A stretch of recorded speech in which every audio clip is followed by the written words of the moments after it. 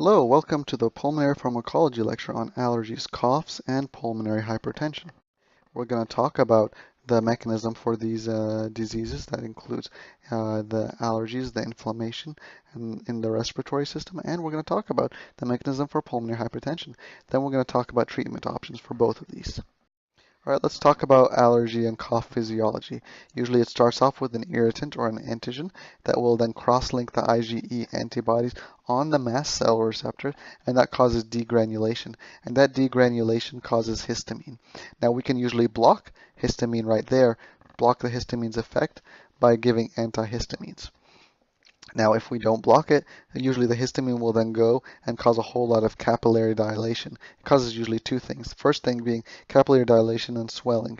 And this capillary dilation and swelling can be a really major cause of the increased thickening of your airways. So this actually causes a constriction of the airways because there's just so much swelling, and that makes it hard to get air in and out of your lungs, and it can pretty much be really, really bothersome for a lot of patients with with seasonal allergies.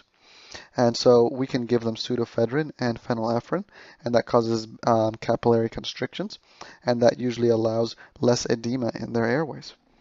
Uh, what we also have is, as a cause of histamine, is excessive mucus production.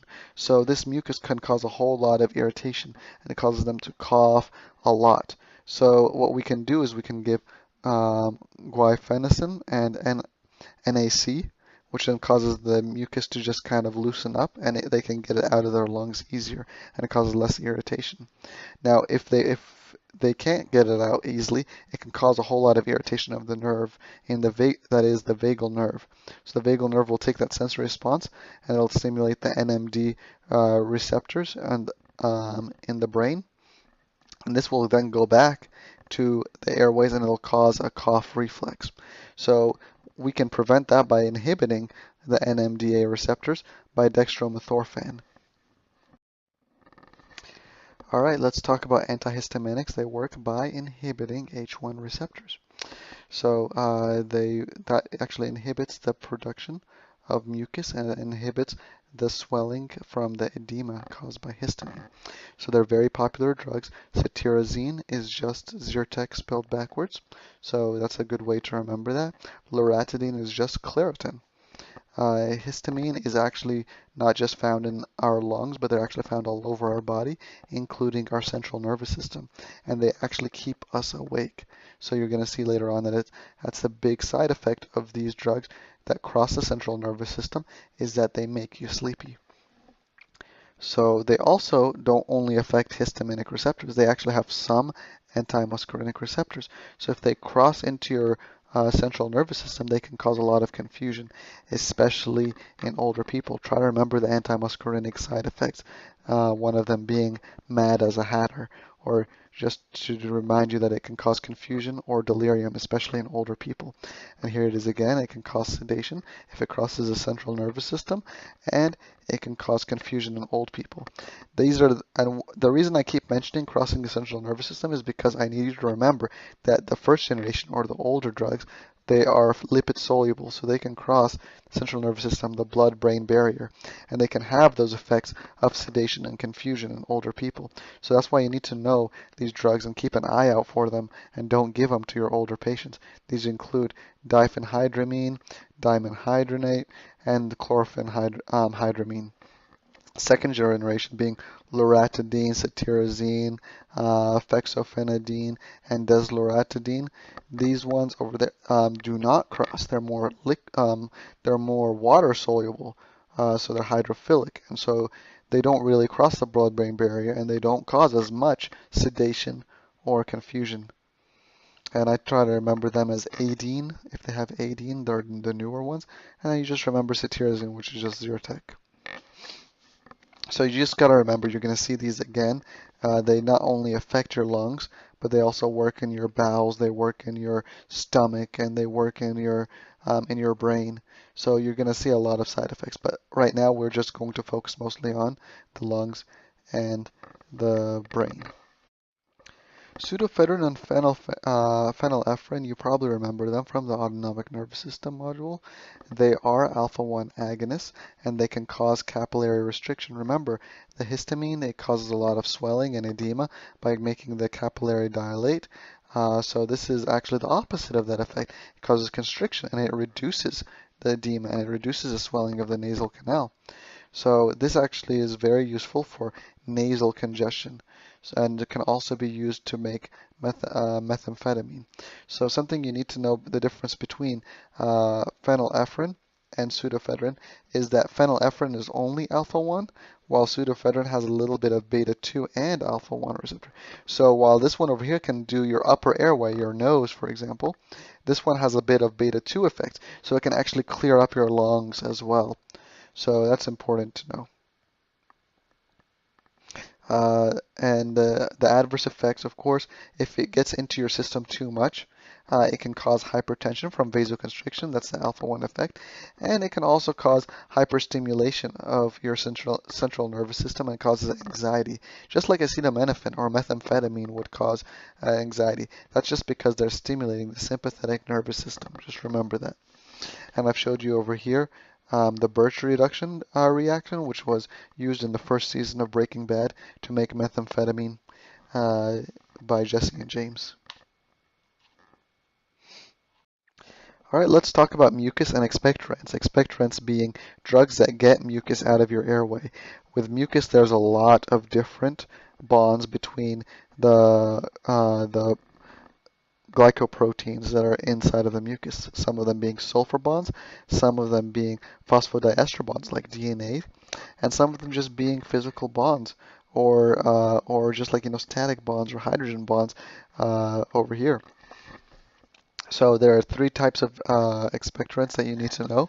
The first one being guaifenesin. Guaifenesin is used to stimulate the mucosal surface, and this actually increases the volume. So why would you want to increase the volume? Well, it doesn't only increase the volume, but it actually causes a thinning of the mucus. So you get a thin mucus rather than a thick, sticky mucus. And this loose mucus is easier for your cilia to push up, and then you can cough it up. And that causes a lot better chest congestion. Like it reduces the chest congestion. The next one you need to know is going to be NAC or N-acetylcysteine. This is going to be mucolytic. It breaks apart disulfide bonds. You need to know that. It'll come up again in the GI module, I promise. But just right now, you need to know that it breaks the disulfide bonds, and this actually reduces the thickness of the mucus. It loosens it up, and it makes it easier to push out by the cilia. Then the last thing that you need to know is going to be DNase. That's going to break the phosphodiester bonds. Phosphodiester bonds being the phosphate bonds between the DNA molecules. If you have two DNA molecules, you have a phosphate backbone. That phosphate backbone is going to be made by phosphodiester bonds, very strong bonds. And if you can break them by DNase, then you can loosen up the mucus and it can be pushed out by the cilia, and that reduces chest congestion. All right, let's talk about dextromethorphan. First, we need to know a little bit about cough physiology. Usually there's a lot of mucus that builds up, and that causes a lot of irritation inside of your airway.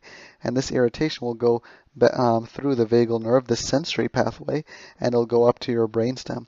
It'll then go down to your NMDA receptors on your motor branch of the vagal nerve, and it'll come down and cause a lot of stimulation for coughing. Your diaphragm will start flexing, just try to get everything out. So that's usually how it works. Now, dextromethorphan actually inhibits this NMDA receptor, which prevents the stimulation of the vagal motor nerve. So then your diaphragm doesn't really get that flexing response and gets the air out, and it prevents you from coughing.